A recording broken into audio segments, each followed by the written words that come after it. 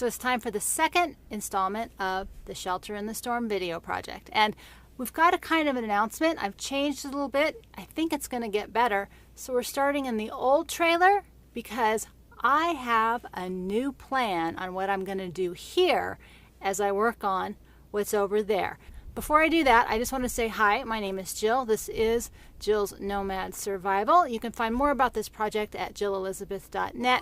I'll have some stuff at the end, links below, and with that, let's get started.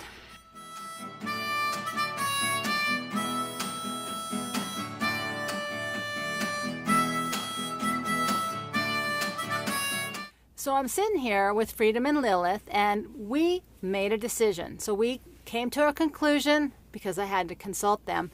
You want to say hi, Lilith? Hi, Lilith. I know I woke you up. You want to say hi, Freedom?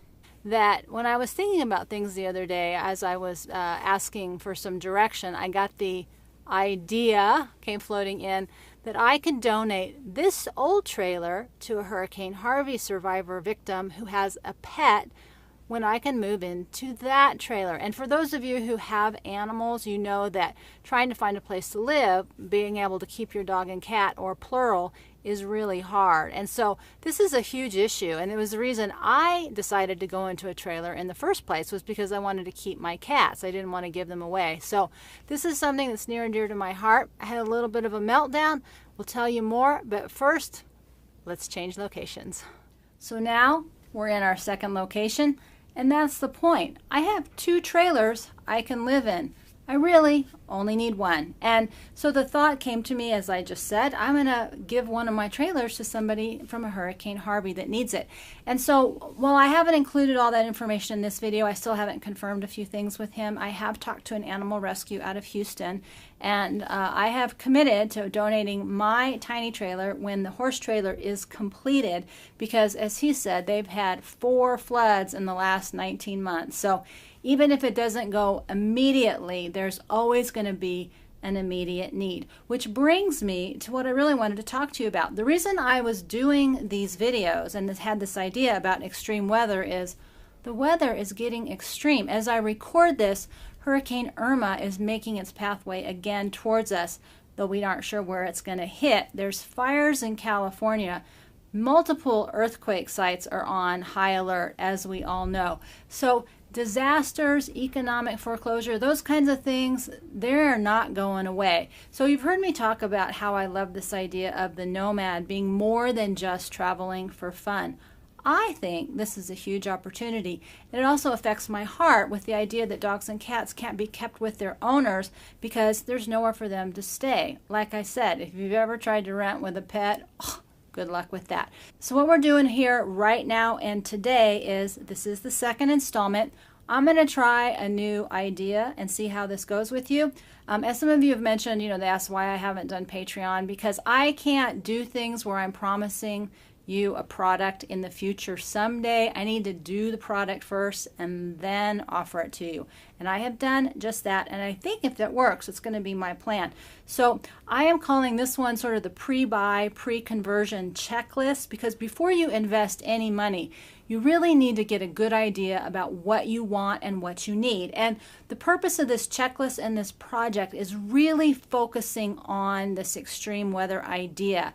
And so while the checklist can be for anybody buying any kind of mobile home vehicle, even tiny house, just giving you a lot of things to consider about costs and climate and location, things like that, that you might not have known to think about, because I didn't. So I am passing my wisdom on to you. So as a way to really kind of consolidate your thoughts before you make a big purchase, because these can be a big purchase. So that I'm going to offer for $1, and that is at the website. The link is below. I know some of you just don't have a lot of money but want to help contribute to this process. So instead of $1 a month, I'm just going to do $1 a PDF file. So it's up to you if you want to participate that or not. And so what I really wanted to talk about today is this idea of planning ahead, because really, I've been talking about planning and preparing for your post-50 life, and the extreme weather idea I've got can be for anybody at any age at any time. But I love this idea of really creating a blueprint so that many people can move forward, because I still think this is going to be a huge issue as we move into this grand solar minimum. There's going to be a lot of things. For those of you who don't know, if you read John Casey's book Upheaval, there's a strong correlation with volcanism and earthquakes during a grand solar minimum period. Lots of reasons for that. We won't go over here. He's written a whole book. So earthquakes are probably the next biggest, scariest thing. We're looking at the West Coast. We're looking at the New Madrid. Who knows what's going on in Yellowstone, although I'm hoping it's okay. If a volcano goes off, it's irrelevant because we're all in a big trouble. So there's a lot coming down the pike, and the best we can do is to plan and prepare. This is the first step in ways to think about what you can do. If you don't get the checklist, then I just encourage you to do a lot of research about the types of environments and things that you want to be included in your life or your process of living in your vehicle, whatever kind of mobile vehicle you have, trailer, RV, van, fifth wheel, whatever. That's it for today. I just wanted to get this up and out because I need to get this process started, because I really want to get that little trailer as soon as I can down to Houston. And for that, I need your help. So my plan, again, doing one project at a time as we move forward in this extreme weather trailer conversion. I found some disaster stuff. There's a lot to talk about, but we're going to break it down into simple, easy steps. So I'm going to say thank you for joining me here today. I look forward to our ongoing process. And as always, we're going to end with what I really like as my closing statement. So take one more deep breath for the road as we rise with the sun in our eyes, love in our heart, feet strong on the ground as together we walk on Survival Road, one step at a time. Live free, die wild, my friend, and we'll see you next time.